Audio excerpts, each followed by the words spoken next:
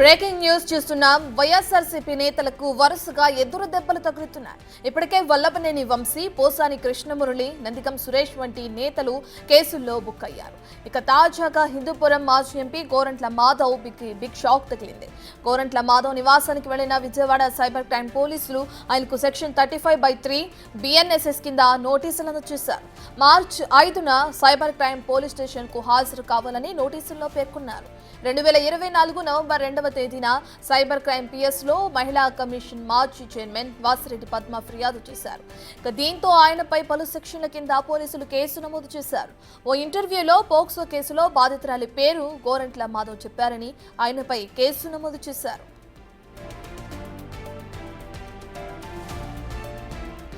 ఇక విజయవాడ పోలీసులు జారీ చేసిన నోటీసులపై మాజీ ఎంపీ గోరంట్ల మాధవ్ రియాక్ట్ అయ్యారు. సూపర్ 6 స్కీమ్ లో భాగంగానే తాను ఆ వ్యాఖ్యలు చేశానని స్పష్టం చేశారు. నేరం చేసిన వారిని వదిలిపెట్టి ప్రతిపక్షాలను అరెస్టు చేసే కార్యక్రమానికి కూటమి ప్రభుత్వం శ్రీకారం చుట్టిందని ఆరోపించారు. ఈ ప్రభుత్వం తగిన మూల్యం చెల్లించక తప్పదని వార్నింగ్ ఇచ్చారు. ఇక అతి త్వరలోనే అంతర్యుద్ధం తప్పదన్నారు. 5వ తేదీన విచారణకు రమ్మన్నాను. లాయర్ల సలహా తీసుకుని పోలీసుల విచారణకు వెళతానని చెప్పారు. ఇక ప్రింట్ మీడియా, సోషల్ మీడియాలో వచ్చిన పేర్లను మాత్రమే తాను ప్రస్తావించానని, దానిపైన కేసు నమోదు చేసి అసలైన ముద్దాయిలను వదిలిపెట్టారని ఫైర్ అయ్యారు.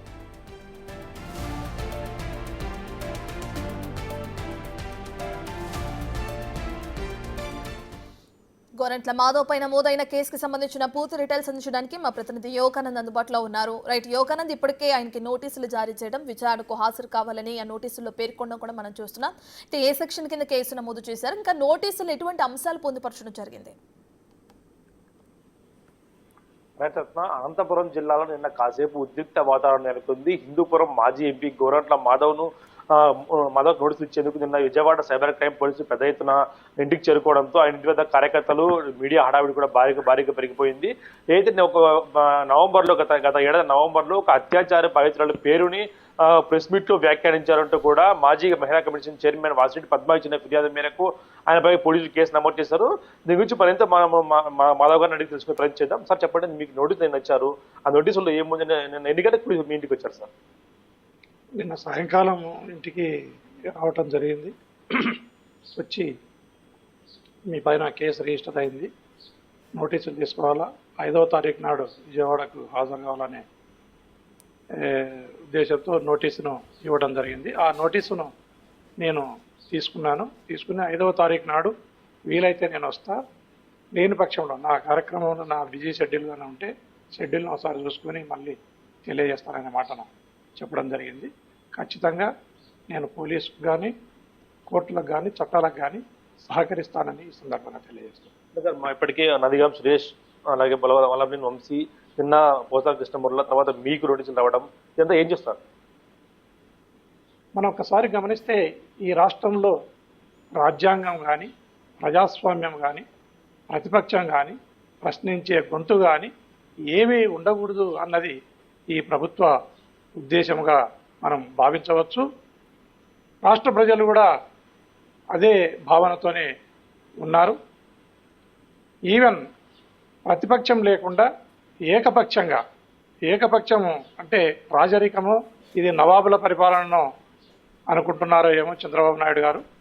ఇంత దుర్మార్గంగా, ఇంత దౌర్జన్యంగా పరిపాలనను ఏ రాష్ట్రంలో కూడా, యావత్ భారతదేశంలో మనం చూసుకుంటే ఏ రాష్ట్రంలో కూడా ఇలాంటి దుర్మార్గమైన పరిపాలన, ఇలాంటి దౌర్జన్యమైన పరిపాలనను మనం ఎక్కడ కూడా చూడలేము.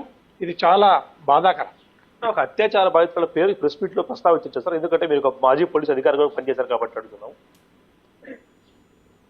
నేను చెప్పేది ఏమంటే, అప్పటికే ఆ పేర్లు ఏవైతే బాధిత బాలికల పేర్లు, అత్యాచారానికి కానీ, హత్య జరిగిన బాలికల పేర్లను ప్రింట్ మీడియాలో, సోషల్ మీడియాలో ఆల్రెడీ చక్కర్లు కొట్టిన ఆ పేర్లను, అదే పేర్లను అవుట్ ఆఫ్ యాంగ్జైటీ సడన్గా ప్రొవోక్ అయ్యి మనము ఆ పేర్లను ప్రస్తావించడం జరిగింది. ఆ ముద్దాయిలను తొందరగా అరెస్ట్ చేయండి అనే క్రమంలో ఆ పేర్లను ఒకవేళ ప్రస్తావించిండవచ్చు.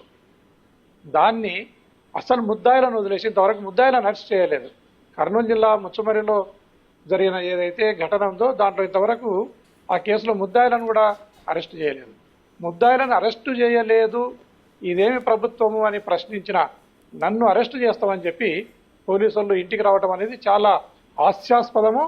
ఇది ఇంకా ప్రభుత్వ దుర్మార్గానికి దౌర్జన్యానికి పరాకాష్ఠగా మనం భావించవచ్చు. అంటే మార్చి 5న విచారణకు వెళ్తారా? విజయవాడకు వెళ్తే అరెస్ట్ చేసే అవకాశం ఉందని పడుతూ ఉన్నాయి. అరెస్ట్ చేయడం భయపడుతున్నారు.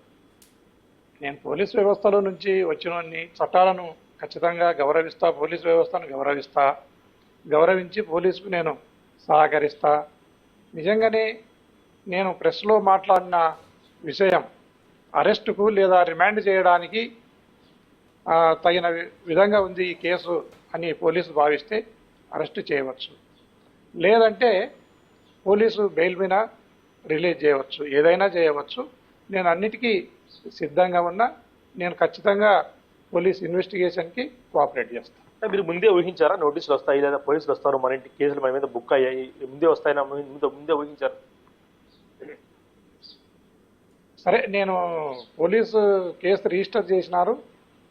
ఇన్వెస్టిగేషన్లో భాగంగా పోలీసు రానివచ్చు, లేదా వచ్చి ఒక సమ్మను నోటీసు ఇచ్చిపోవచ్చు అని భావించడం జరిగింది. అందులో భాగంగానే నిన్న పోలీసు వాళ్ళు రావడం జరిగింది, వచ్చి నాకు నోటీసులు సర్వ్ చేయడం జరిగింది. తదుపరి కార్యాచరణ ఏ విధంగా ఉండబోతుంది సార్? ఎందుకంటే మార్చి 5న దగ్గరలో ఉంది కాబట్టి ఎలా ఉండబోతుంది?